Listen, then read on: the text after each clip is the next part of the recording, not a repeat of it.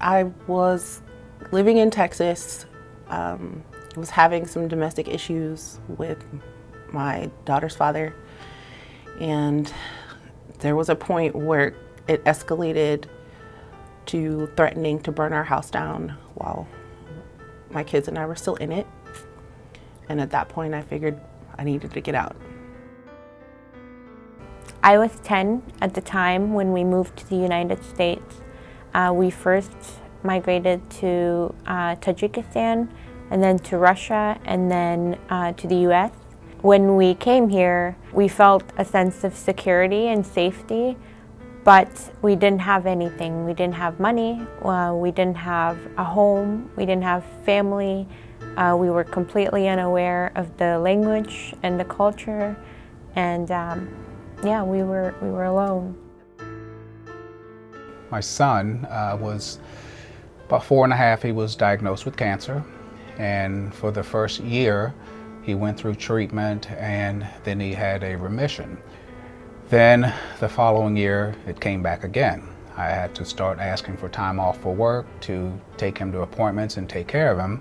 That was happening, I guess, a bit too much for them, and they decided to let me go.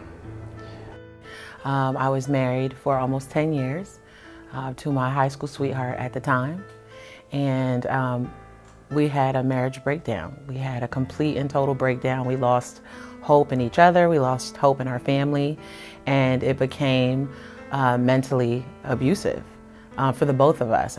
And then one day something clicked and I left. I just packed up me and my kids. I don't know if it was like a supernatural force, God, but I literally jumped in my car with $60 and I left.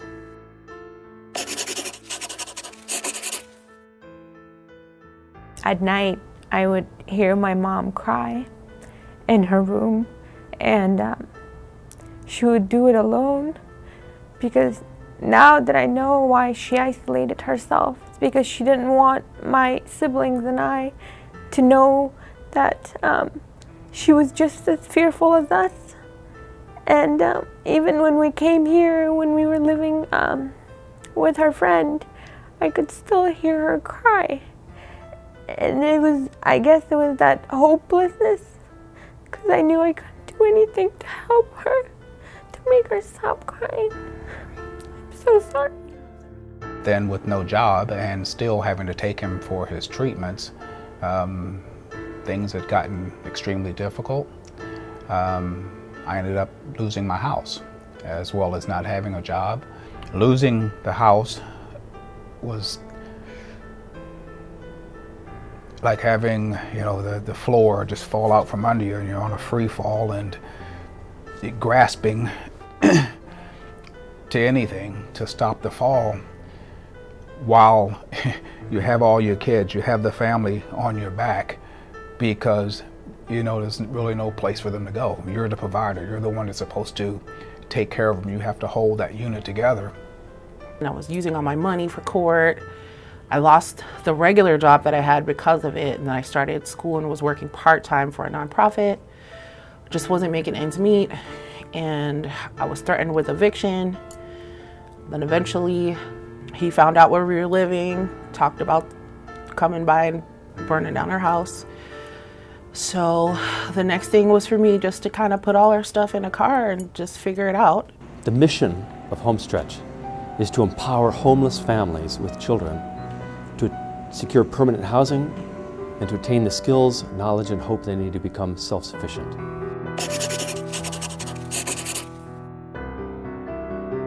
So I got into Homestretch. I was so excited. And it was almost 3 months to the day that I went into the women's shelter that I was able to move into the transitional housing with Homestretch. And from there, it just took off. Like, I got full-time at my job, and I was working, and my kids were happy, and Homestretch gave us an apartment, and I wasn't even expecting anything to be in it. Like, when we get there was pots and pans and a welcome package, and they helped with counseling with my children, helped with transportation so my son wouldn't have to change schools again. It was finally being somewhere where they didn't treat you like you want to be poor, like you want to be broke, like you think it's fun. Homestretch was like, these are the things you need to do. We're going to help you, but we're not going to admonish you and treat you like you don't know any better. Homestretch is much more than a housing program. As a matter of fact, housing is the foundation upon which everything is built. But it's not the end. The end is self-sufficiency. Most families do this in about 2 years. And it means they work on everything in their life that got them to that point of crisis and homelessness and poverty. It means we surround them with services designed to find them employment, to get them educated, to restore their health, to resolve legal problems, to learn the language if they need to, and to deal with all the problems that might have arisen with their children, so that at the end, they can work at full-time jobs in career paths, they know how to save money, they're free from debt, and they have a whole bright new future ahead of them. For Homestretch, we didn't have anything. My mom, she didn't have a job, she didn't have a car, she didn't have a home. We didn't have anything to call our own. And now, my mom, she has a job, she's a homeowner, and she has a car, and we have things to call our own. And my sister, she's in college and she's doing her master's program at the University of Maryland. She's studying to become a clinical psychologist. And my brother, he's doing his bachelor's in global affairs at George Mason. And I'm studying biology at George Mason. It's my senior year there to become a orthopedic surgeon. Today I work at a fancy company called Deloitte, and I'm an senior admin assistant. I started out as a contract person and I worked my way up in the ranks.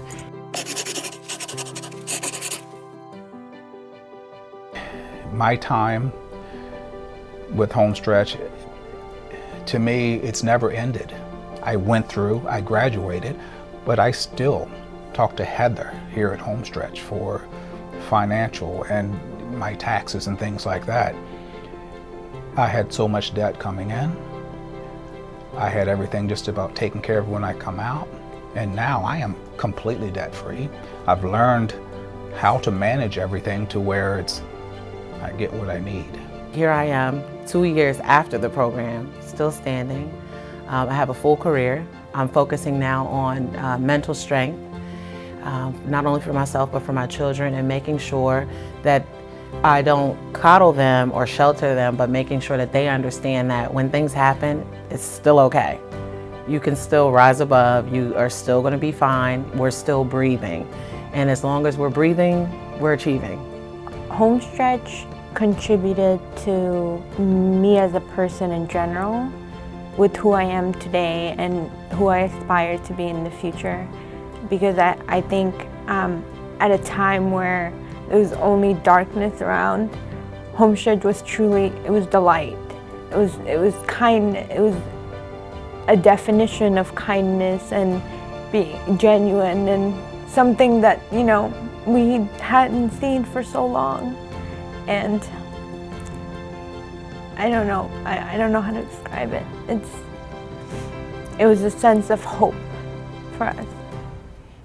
At Homestretch, we believe that what gets measured gets improved. So we focus a lot on data, measurable, verifiable results. We track everything: their income, their debt, their credit score, their educational attainment, their facility with language, their health. And we do all the same things for their children. Thank you.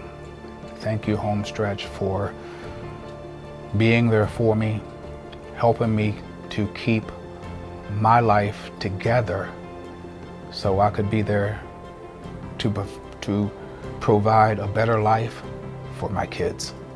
I want Homestretch to be a synonymous name with help and progress and just love. I mean, Homestretch, when you walk into the building, it doesn't seem like much, but the vibe is just hope and love. The door is always open. Call anytime. We'll be here for you. That's Homestretch.